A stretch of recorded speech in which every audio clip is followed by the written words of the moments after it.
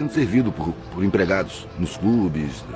E eu questionava por que essas pessoas são empregadas, por que tem tanto empregado, por que tem essa pobreza. Mas isso era uma questão incômoda para a minha classe. Então, eu ficava calado e achava que eu tinha alguma coisa errada, porque ninguém questionava. Mas eu fui crescendo. Quando chegou nos 15 anos, eu estava procurando o que fazer, a família já estava me cobrando o que fazer. Eu tinha acabado de pedir demissão do Banco do Brasil, entrei para o Banco do Brasil, pedi demissão 10 meses depois, porque me diziam que meu futuro estava ali. E eu olhava para os mais velhos e falava, eu não quero esse futuro para mim. Então eu pedi demissão, começou a cobrança. E agora, o que você vai fazer? Desperdiçou uma oportunidade de ouro, podia estar lá de vida inteira. Para mim era um terror ficar lá a vida inteira. E eu fiquei procurando o que fazer, entrei para o Exército. Eu estava procurando me enquadrar. Fiz um concurso para preparatória de cadetes para seguir carreira militar.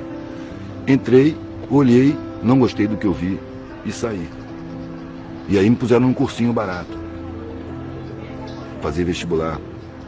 Aí que eu comecei a ver o pessoal que tinha saído do ensino, tinha vindo do ensino público, e eu comecei a perceber que eles eram sacaneados, eles não sabiam nada.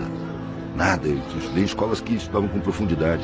E acabei entrando na faculdade, inclusive por conta da família, porque eu não via nenhum curso para fazer. Eu fui por eliminação. Peguei todos os currículos e fui eliminando. Não quero mais ver física, não quero mais ver biologia, não quero mais ver química, não quero mais ver matemática. E aí sobrou 2 cursos, arte e direito.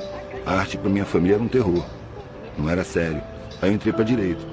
Na verdade eu entrei no meio acadêmico, eu não queria ser advogado. No meio acadêmico eu vi as discussões sobre a sociedade e tal. Com 3 meses eu percebi que era tudo teoria, que daqui a pouco aqueles caras iam ser os doutores e iam estar enquadrados. E ali eu já estava com a intuição forte de que aquela vida não tinha sentido para mim. Só que eu não queria maltratar a família de novo. E quando eu saí do Exército foi uma comoção danada. Depois de um sonho onde eu ia morrer e acordei decepcionado por não ter morrido, que pelo menos ia ter alguma coisa nova. E aí, depois disso, eu percebi que eu estava preferindo morrer do que ter aquela vida, que não me parecia fazer nenhum sentido. Enquanto os mais velhos diziam que sim, tinha sentido, é porque eu era novo, que eu não fosse impulsivo, que eu continuasse, terminasse, seguisse. E eu olhava para aquilo e sentia que não era. Mas os mais velhos que eu amava estavam dizendo que sim, que era por ali, que eu era inexperiente, que eu não sabia. Aí eu encontrei um velhinho no saguão, eu conto sempre essa história. Encontrei um velhinho no saguão do meu prédio, que era milionário, morava na mansão, ele vinha para o saguão do meu prédio com enfermeira, porque ele era viúvo, solitário, morava sozinho naquela mansão enorme. Vinha para o saguão do meu prédio, porque ali ele via gente, conversava, as pessoas conheciam ele, que ele era conhecido, saiu no jornal e tudo mais, como milionário, um empresário bem sucedido de importação e exportação lá no Espírito Santo. E ele me falou que, sem eu pedir nem nada, no dia que eu passei ali saindo e ele estava sozinho, ele falou, menino, senta aqui. E começou a falar o que eu precisava ouvir. Eu fiz tudo o que disseram para eu fazer. E eu estava ouvindo o que eu devia fazer. E a sensação que eu tenho é que mentiram para mim lá no começo da minha vida. E eu corri atrás dessa mentira a vida inteira. Ele estava relatando, com a vivência dele, o que eu estava intuindo. As pessoas me veem como um milionário, bem-sucedido, um empresário de sucesso, vitorioso, e eu por dentro me sinto um fracassado. Passei a vida inteira sem pensar na morte.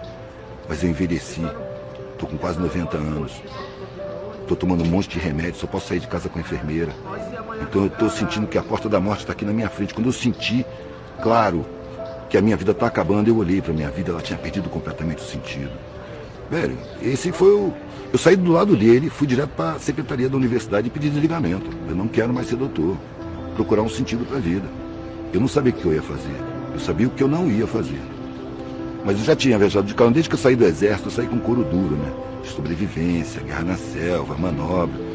Então, férias, feriado, eu pegava a estrada de carona, dormia no acostamento, convivia com os hippies na época, né? 80, 79, 80.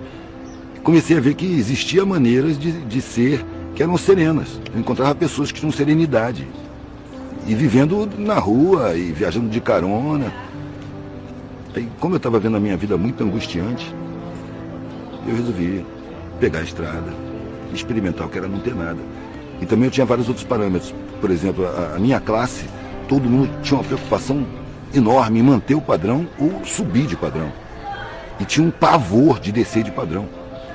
Só que nas minhas viagens eu convivia com as pessoas mais pobres, eles não tinham nada e estavam felizes, eram pessoas mais espontâneas, mais solidárias, era uma relação melhor. Eu via que tinha ignorância, mas eu sentia alguma coisa no ar que eu não sabia o que era. Eu falei, quero ser igual. Eu quero não ter nada. Quero saber como é que a gente se sente não tendo nada. Quando eu falei isso com a família não admitiu. Isso é uma vergonha, uma degeneração. Me acusaram de um monte de coisa, eu só queria fazer a experiência de não ter nada. Só que meu pai e minha mãe, eu nunca vi eles discutirem. Meu pai e minha mãe, eu sempre tratei eles de eles. Não tinha diferença, eles estavam sempre de acordo. Sempre. Nunca vi nem discordar, quanto mais discutir. Então eles colocaram para mim, você não pode fazer isso. E eu disse, eu não estou pedindo. Eu estou avisando. Se você fizer isso, você não é mais da família. Eu tomei um baque, né? Porque essa frase não veio sozinha. Se você adoecer, vai para a saúde pública. Se você for preso, não me procure para nada. Não tem mais nada aqui para você. Se você pegar a sua mochila e sair dessa porta, você esquece que teve família. E veio bem claro na minha cabeça. Eu demorei um tempão para tomar essa decisão. Agora eu tenho a obrigação moral de assumir as consequências. E foi isso que eu falei com meu pai. Eu não esperava ter essa consequência, um rompimento tão completo. Mas se isso acontecer, eu tenho que assumir. Eu acho que ele contava com a minha covardia. Mas eu estava apavorado com a vida sem sentido. O nego falava, você foi muito corajoso. Não, eu estava com medo.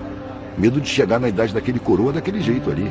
Inclusive foi isso que eu pensei na hora. Antes, não falei para ele. Mas eu pensei comigo, isso não vai acontecer comigo.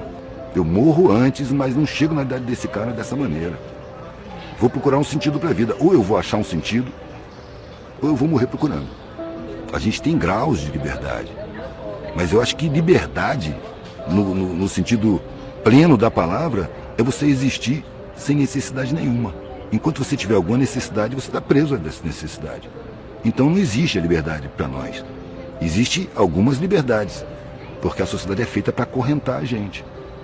Em padrões falsos, valores falsos, realidades falsas, muito medo, muita ameaça. Eu fui movido pelo medo. Medo de chegar no fim da vida, olhar para trás e ver uma vida sem sentido. Eu, como sou artista plástico, eu comparo a vida com um quadro. Desde que você nasce, você pincela o quadro. E vai pincelando enquanto você está vivo. Você só assina o quadro na hora que você morre.